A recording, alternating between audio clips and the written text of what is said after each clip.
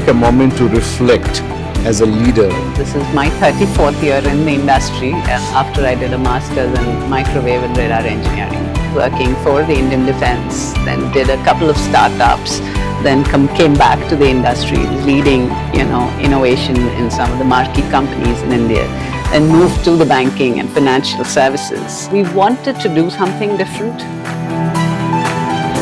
We were not going to be just a setup that we'll have in India for cost arbitrage.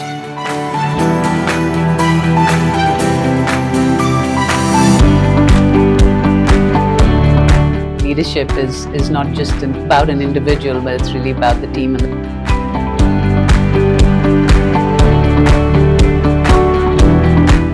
Be the best at what you're doing. Friends, welcome to this another episode of Beyond Boundaries with RS. Powerful conversations connecting the dots of technology, transformation, and people.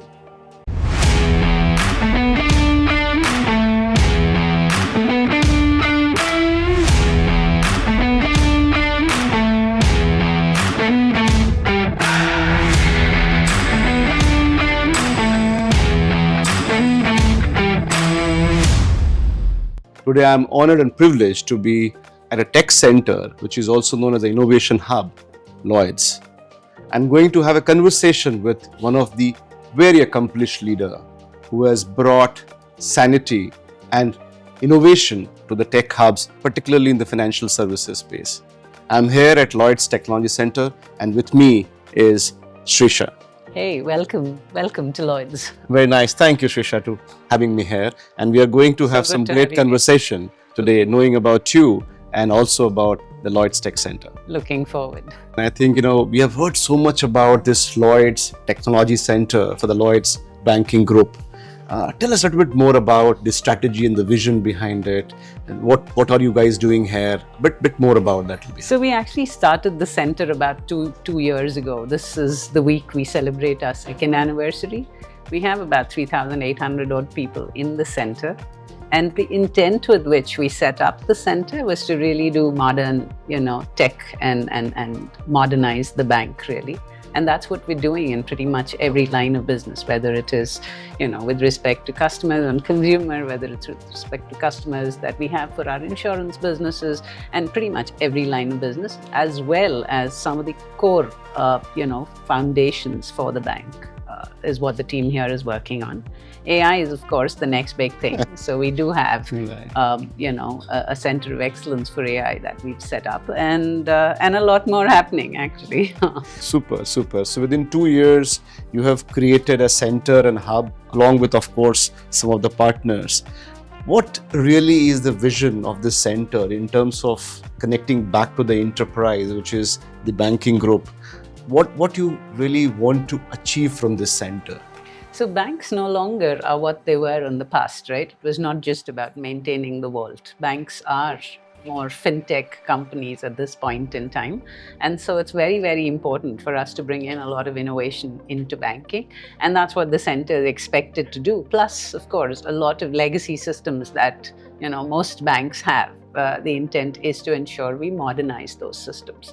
Whether it is movement of data to the cloud, relooking at our entire data profile across the bank, as well as building new services that is required, as I said, across every line of business for the bank. So that's what the center is intended to do. Innovation is, again, super big on our agenda. So we have, set up teams. We have, given people back time to upskill themselves, to really spend time on looking or re-looking at some of the things that we have within the bank. Oh, it's absolutely great. And I think you rightly said, I think these banks these days are not like just a banking organization. They've become pretty much a fintech. And I think a center like this becomes very, very critical as a part of the overall strategy of the enterprise. Oh, absolutely. And I think, every bank, very few of us go to a branch today. Right? So pretty much most of banking is done online and digital. And if I look at India, at least for the retail banking, India is really, really good with everything that that we've done around digitization and things like that. And what other place can, any company think of having a center other than India, where, and at least more so for a bank, because you just have a lot of new things that are happening across the center. So I just want to build further slightly on in terms of your own personal journey. And if you take a moment to reflect as a leader, many decades, the kind of learnings and the kind of turning points in your career, if you were to look back today and say, today what you're trying to do at Lloyds Technology Center, where it all stemmed from, what were those turning points which made you a leader who you are today? So, well, my career started many, many years ago. This is my 34th year in the industry after I did a master's in microwave and radar engineering. So it's been a long, long time, really. And I've kind of moved domains a bit. I started off with working for the Indian Defense, then did a couple of startups, then came back to the industry, was leading, innovation in some of the marquee companies in India, and moved to the banking and financial services, quite some years ago now. But then the journey most of these companies have been going through is, revamping their entire tech profile and tech portfolio. So I think that's been consistent over the last many, many years. But the reason I took up this particular job was, we wanted to do something different. We said we were not going to be just a setup that we'll have in India for cost arbitrage. That was something we definitely did not want to do. Mm-hmm. We were very, very particular about how we were going to ensure we change things for the bank and actually influence potentially, not just bottom line saves, but also see how we help with the top line for the bank. So that, I think, was, many of us did come together and say, this is what we want to set up here. And if you look at our growth, it looks like there are lots of like-minded people who want to do the same thing. So yeah, that's how this started. Yeah. And that's where we feel we're a little different, from the rest of the other typical GCCs. The typical GCC, yes. Right. And I think in Lloyds, the best part is it's not just us thinking we want to do something different. There are lots of other people, in the company, and we have the right sponsorship, I think, in the organization, where they also believe that's the reason we set up India. And it's just not about bringing IP back into the company, but it's also about how we can use the engineering talent in the country better. Because in 2 years' time, I don't think there are too many GCCs or companies that have grown to scale and that have contributed to the levels that we have. So if you look at the growth, it's just not about people growth. We have people that own a product line completely in India, and quite a few of them actually. And many others, I think, have taken a long, long time in their journey to get to this point. So that's the reason it's been a fairly satisfying journey so far. No, I think brilliant. And I think I just wanted to compliment you for, of course, your illustrious career. And I think the diversity of experience from a defense to a startup to a corporate and to the kind of organization which you are shaping and leading now. I think just a couple of follow through I wanted to check with you in terms of two pockets. Of course, one is you as a leader, and second is the center itself. But before center, talking about you a little bit more in terms of, I'm sure this kind of strategy, this kind of requirement would be giving you another excitement, a passion to deliver something which is more meaningful. And it will require a lot of energy. It will require a lot of, connecting the dots in terms of both the engineering side as well as the leadership resilience. Where do you draw this energy from? Well, I think the people around, really. I believe leadership is not just about an individual, but it's really about the team and the positive energy that you have with the team and the common objectives and goals that you share. But in terms of resilience, you have, as you know, 34 years is a long time, and it's not always an exponentially rising graph for anybody, right? You have your huge falls, and you need to pick yourself back up again. And, talk a little bit about those falls and how you did that. Give me some nuggets. What, from a leadership point of view, how you reacted to those falls? There can be many, right? You probably invested on a certain strategy and you suddenly realize the market's not ready for something like that. For instance, maybe more than 15 years ago, or more than 15 years ago, we actually wanted to come up with this low-cost phone for the India market, a 2,000 rupee phone for the India market. We'd done the design, and we had customers as well that were willing to sign us up as a startup. And what really happened was, our first revision of silicon didn't meet the spec, and revisions of silicon are really, really expensive. But what we realized, and we had some venture, capitalists that were part of it. It was the US downturn at that point in time, and they refused to fund the next part of, what we needed for a respin of silicon, and we had to sell off the IP. Fast forward, maybe 12, 13, 14 years later, we saw Reliance do exactly the same thing, but then they were pushing the 4G network. And the way they did this whole thing with the network and device was hugely, hugely successful. And I think resilience comes from a lot of failures and really, learning to manage failure, really. Many of us, what excites you is the next big technology thing, right, and how you can make a difference. And you constantly feel you can, right, and you keep pushing, that boundary, I guess, consistently. And we've tried to do that even in the center in terms of some of the newer areas that we've actually picked up for the bank. And as I see some of them potentially earning revenue many years from now, or, start between now to 2030. So, I think it's just that, what we've learned in the past and what your DNA really is around thinking outside the box, that's kind of helping us, I think. Sure. I think the way you were articulating, I can see a bit of an entrepreneurial spark, the way you have really gone through the journey of Lloyds Technology Center. Tell us a little bit more about that entrepreneurial spark. Well, so when, Lloyds came up with this intent of starting India, I was really the first employee that they hired, right? The first person to come on board. So for me, it is like an enterprise that we've completely set up, right? A startup. So as I said, I feel closely associated with pretty much everything that you see here, not just the people. So it's taken us a lot to kind of, build it up brick by brick, as you say. And so that's what it's been for me in terms of what we do, what are the areas that we set up in India, what's the sort of people that we hire, what should be our, the team composition, how should the structure of the organization look like. So yeah, pretty much everything ground up is what we worked on. I mean, including sending sustainability messages with what we give for employees on induction day, or what we do with water, and pretty much everything. So yeah, that's how close I feel to almost everything that you see here.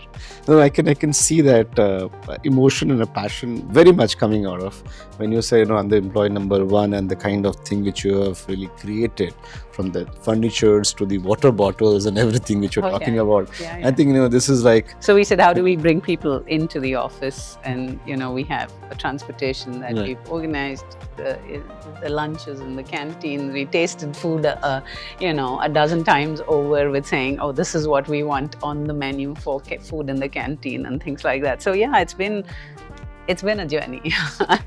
And as you were talking about the way it has all been, built, one foundation of any of these technology center is also the people. Oh yeah. And people with creativity, people with same passion, people with the same belief. How do you really infuse some of that? What has been your experience over the last couple of years? So, well, I think there are a lot of like-minded people in terms of, we've seen the GCC journey in the country, and we've said, oh, we don't want to be just a low-cost labor arbitrage sort of a center. And as I said, all of us are very passionate about things that we've done in this country, what we've created. I mean, we have people that have 15, 16 patents to their credit, worked on certain domains. And we've actually brought them all together, primarily saying, oh, because we want to do something different. And the reason people get sold into a sort of idea and want to come and join you is because they do believe that, we genuinely are going to do something different here. And I think that's what is the strength of the center. A lot of like-minded people with a similar ideology in terms of what we want to do and what we want to build. And I think the one other thing that all of us have in common is we believe India has one of the best engineering workforces, and yeah, are willing to test out our skill and show what we have to the rest of the world. Very, very well articulated.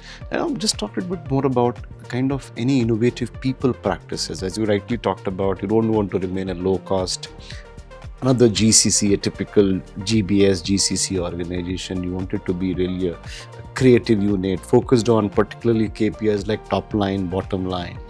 How do you ensure these people also live the same vision? Some people practices which has been anything which you've done differently to engage them? One of the things that we do is we have a no meeting Friday morning. So people are actually, we give that time back. You said no meeting Friday. No meeting Friday morning. Friday morning. Friday. Right. So there's a 3 hours that's given back to people where, you can upskill yourself, you can learn something new. We're creating innovation labs and, experience zones so people can actually go and try out something new as well in those, those labs. And in fact, we have some of our engineers have worked on a new solution for cross-border payments. And that's something that we are actually encouraging as what's called an entrepreneurship program, right? So it's an enterprise that we build within the enterprise, right? And say these are exciting ideas.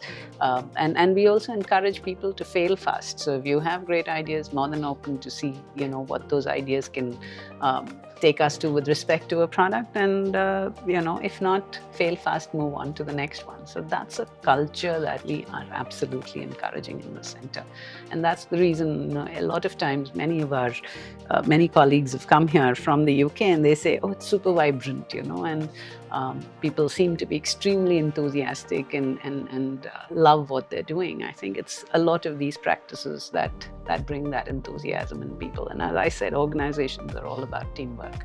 And it's really how, you're as strong as your team, I think. And so that's what I truly believe in. Again, I think that very clearly evident when I also walked in, and I can see that kind of a super vibrant environment here. I can see some of the values written here. This is like the bank's values, or you have created it's the bank's values, but sits very well with what I spoke about, right? When you talk about bold, inclusive, and that's a culture. The sustainability thing is pretty much in everything that we do, including the way we build software, right?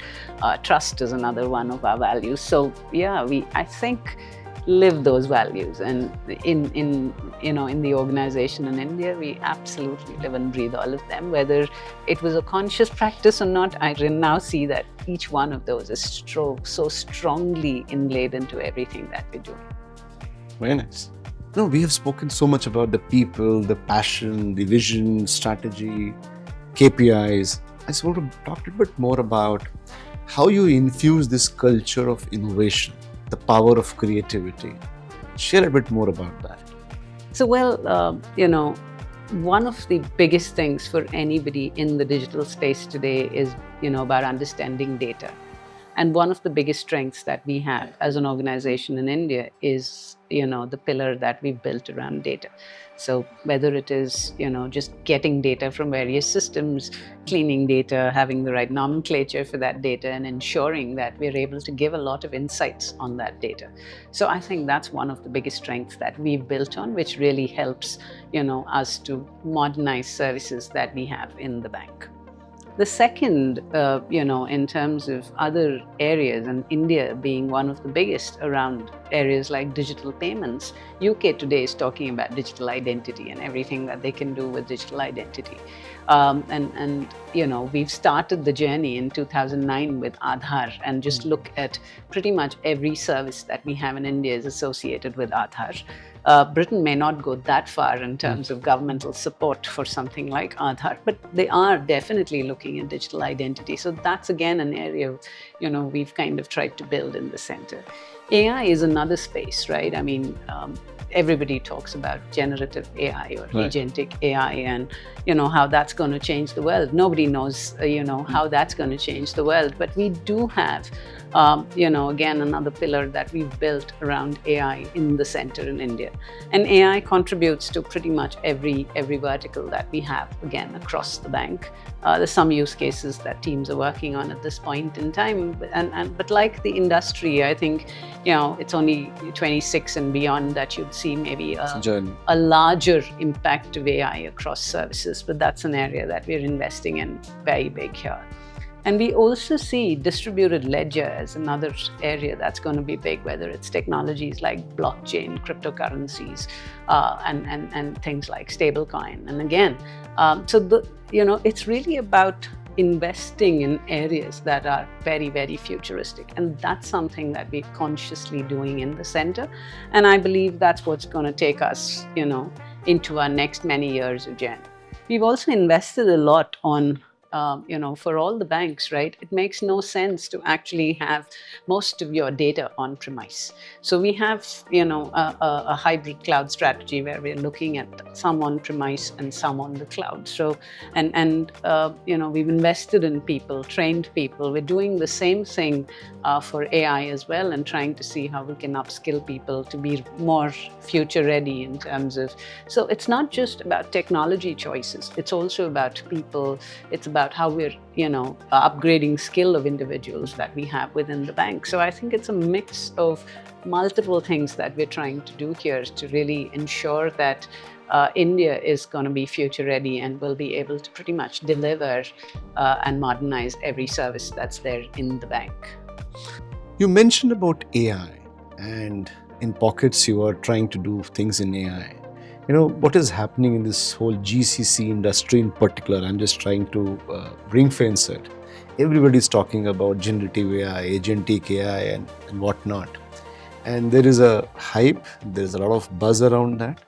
Yeah, there are some reality to it. How are you seeing it, and how are you ensuring this becomes really a real for Lloyds Technology Center and Lloyds Banking Group? So I think you're right. There's a lot of buzz around it. AI is not a phrase coined today. 1950s, I think we heard AI first, the first time we heard about AI. Has it taken off the way everybody expected it to? No. Today, is there a lot more confidence about that taking off, in a better way than it did in the past? The answer is yes. What's the industry doing today? And not just Lloyds. Everybody is betting on AI. Everybody is talking about a 2030 or plan beyond, where workforce is going to reduce by 20%, 30%, whatever that number is. But are we there in terms of use cases? Do we have it all sorted out? The answer is no. All of us are figuring out. And when I say all of us, it's the industry at large is actually figuring out what AI can solve for. What's the toil that it's going to help reduce in the system? How are you going to deal with, say, thousands and thousands of agents that you have in the system? Just a couple of minutes ago, you talked about guardrails, right? What's the sort of guardrails that we need to have if, you have so many agents, and all AI enabled? We've seen a lot of movies, I think, all the Tom Cruise movies of how AI can go rogue. So, yeah, I think there's just a lot of unanswered questions around AI. And of course, you have the Googles and the Microsofts of the world talking about, all the good things that some of the solutions can do. But with good comes a lot of other stuff, right? And we're still figuring out, I think, those guardrails around AI. So, do you have use cases? Absolutely, yes. Are you working on use cases? Absolutely, yes. But do you have it all figured out so that AI is, completely enabling every journey in the bank? Not yet. And again, that's not just my answer. It's probably where the industry stands today on AI. Are you conflicted? No, we're not. We believe that that's really, this time around, going to help bring a lot of change and see how we can remove the toil in the system that we have. So if you have a customer journey that you're going through, or you call a bank, for instance, right? Maybe you're never going to, in future, never going to speak to a person on the other end. You're probably going to speak to an AI agent. And if it is not an empathetic agent, you may not want to call again and talk to that agent, right? So it's a lot of things that I think we need to bring in to ensure we're super successful on the AI journey. And we've seen some of the early adopters, right? I mean, it's been in the news. There've been companies that went all in on AI and then rolled back because they realized you did need to have human in the loop somewhere. Right. So yeah, again, as I said, we are working on that, and I believe the next couple of years are going to tell how, the winners are really going to be the guys that have figured this out. Thanks for the coffee, Sirisha. You were talking about this AI and AI Center of Excellence and use cases. What is happening as we all hear in the GCC space is there are two parallel sentiments running. One sentiments where the people are focused on use cases, building innovative AI stories. And the second side is there's a lot of sentiments about people saying, will I lose my job? What will happen to me? How do you see these two sentiments carried together as a leader? Well, I think there's a lot of human emotion that comes ahead of any new technology, or especially a step function change in technology that happens, right? I don't know if you remember, it was probably the same thematic when computers first came in and we said large adoption of computers. A lot of people were like, what happens to my job? Is the computer going to take away my job? What has happened? I mean, jobs have actually increased, right? Maybe what people were doing has changed because computers have now come in. The same happened when, we talk about journeys on cloud. And I think AI is very, very similar. I am not sure about, and I've said this myself, AI will definitely probably help reduce the toil. Is it going to change the landscape of people that you have? Absolutely, because they'll probably be doing different things. Is it going to reduce jobs? Is that going to be 20%, 30%, 40%, whatever? There's certain sort of jobs that might go away. But then that's where I think every time there's a step function change, including, you and I, who probably a generation behind, have to upskill ourselves to see how we can be more relevant, to what's coming in. And I think it'll be the same with AI. So, I know there's a lot of hype and everybody is worried about, is my job going to be there tomorrow? My counter to all of them would be, are you relevant tomorrow? And if not, make yourself more relevant for tomorrow by upskilling yourself. There will be a different type of job. You'll probably need a lot more prompt engineers. You'll probably need, the architects and all of that will continue to stay because that's a super solid foundation that you need to have. But I think jobs are going to morph. And we have to be ready for that, I believe. And whoever knows, I mean, the number of jobs, every time we've seen step function changes in technology, have only increased. They've not reduced, right? I mean, Very true. Any step function change. And the only thing that I can think of this magnitude is the advent of computers coming. We said the same thing when, the ERP came. ERP came in. Has any of that killed jobs? It's probably reduced certain type of jobs, but it's increased a lot more, right? So I think AI is going to be just the same, I believe, with my current understanding of what I've seen in the last 3 generations of step function changes in technology. I think we hear the similar sentiments from many of the leaders from the industry. I just shift a little bit to the other side of the entire thing, which is more personal. Being a woman leader in an engineering space and for so long, and the kind of work which you're doing, the kind of demands which it has. How do you see? You are one of the inspiring women leaders. Even SSF recognizes that, right? So just wanted to hear a bit more from you in terms of how do you really manage that demand as a woman leader in engineering space? I think for the small number of us there in the industry, I'm not sure any of us think we're women leaders. We do, I think for women, I know it's a lot more harder, and especially in India, it gets even more harder because you need an ecosystem to really help and support you as you're going through a certain phase in your career journeys. You get married and you're having children, and that's just about the time when your career is also accelerating, and you're always you always find it hard to make those choices, and if you're rating yourself, and I'm sure every girl out there who has a child is a guilty mom, and working is a guilty mom. So I've not I've gone through my phase of being a guilty mom as well. But I think what's really important is you can't play on that gender card for too long. You really have to be good at what you're doing, I think. So it's a level playing ground after a point, right? And so I try and over-index on the 5 C's, and this is one message I give everybody. And to me, the first C is all about competency. Be the best at what you're doing. Be that go-to person on the floor. It can be anything, any domain that you're part of, but you have to really ensure you're the best. So upskilling yourself constantly and being ready, for whatever is coming, I think is super important. Man or woman, that's really required. Courage, confidence to me are the second and third, because again, in the environment that a lot of us are brought up, it's not very easy to stand up and speak, right? And I think that's something that we have to teach ourselves, because today, as you're growing as a leader, it's not, again, just for yourself that you're doing this. You're speaking for a team. And it's always very, very difficult to stand up and speak. And if you are a woman in the mid to senior level management, you're probably the only woman there at that table. And so it takes a lot more courage to kind of speak. So courage and confidence to me are something that you really, really have to build, right? And we spoke about falling and rising again. And I think the more falls you have, you build that resiliency and the courage. I think that slowly comes up.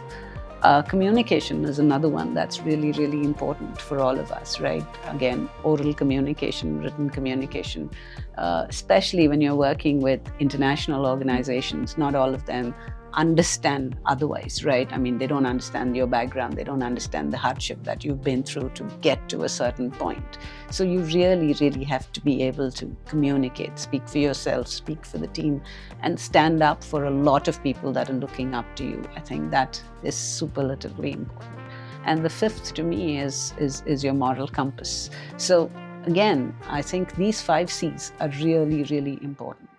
And what we as organizations try to do, because we do want more women coming into the workforce, and it's not just about it's not a number, and it's not about driving a DEI index, right? It's really because I think a lot of places, and especially being in the payments industry, most payment decisions are influenced or taken by women. So if you say 75% of the payments decisions are made by women, and you don't have women on your design team, that's a shame, really. So I think it's very, very important as you're building out products that there is a large population that actually influences the uptake of the product. So you do need to have them on teams. And I think we really need more inclusive teams, and that's where it's important to not just on gender, but also geographical inclusion, because there are great solutions that are coming up. And today it's the globe's a small village. So great ideas from, say, India, like digital identity, could go to the West, and in the past that was not happening.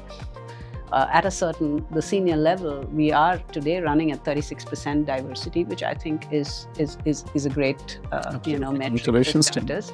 And I'm sure over time we'll see how we can at least maintain that or better that, right? And there's a lot of support that we have from even our the UK partners on how we build this out. No, I think super. And I think I would just like to repeat this 5 C's, if I can recall correctly, and you can correct me. I think for the young leaders and young girls who are actually aspiring to take these engineering roles. So competency, courage, confidence, communication, and moral compass. Is that right? Yes. One word of caution and one word of advice to the young leaders. Well, the word of caution would be don't get too carried away, by anything. We spoke AI, and is that going to take away my job? And don't react. I think many of these you need to wait and watch. And the one thing that you can do as you go through the process is upskill yourself, and you need to upskill yourself constantly if you have to remain relevant in any industry, and not just the tech industry and the GCC community. So I think, to me, just stop, take a pause, watch, and at the same time ensure you're investing enough in yourself. So I'd really look at that. What was the second thing you said? Advice. Well, the 5 C's to me are the biggest advice I can give anybody. So I'd say, competency is the one thing that you have to over-index, no matter what that is. And it's only you that can help yourself. All of us, probably can come and talk about stories, but I think it's the individual that has to ensure and stay relevant.